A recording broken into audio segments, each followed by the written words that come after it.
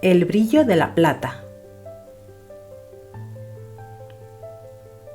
En la próspera ciudad de Zaragoza, donde el Ebro serpenteaba entre calles repletas de mercaderes, vivía Samuel ben Nisim, un hábil orfebre sefardí cuya destreza con la plata era admirada en toda la ciudad. Su taller, situado en la judería, resplandecía con candelabros, anillos y copas que parecían atrapar la luz del sol.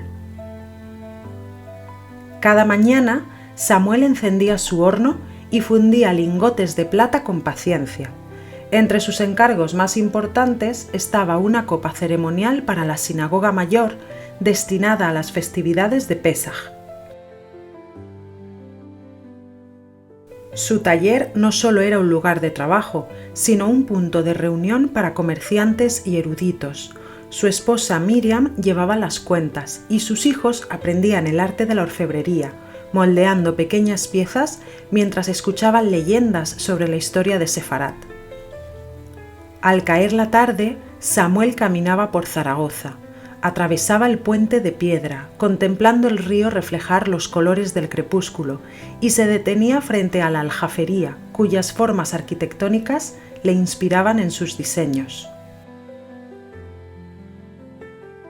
Una noche, mientras terminaba una filigrana para un cinturón, un emisario del tesorero real llegó con un encargo especial: una caja decorada con inscripciones hebreas y figuras geométricas, destinada a un comerciante de Valencia.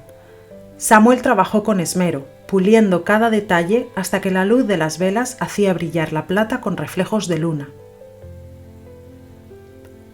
Los días pasaban con la armonía de quien encuentra satisfacción en su oficio. Al entregar la caja, el emisario quedó maravillado.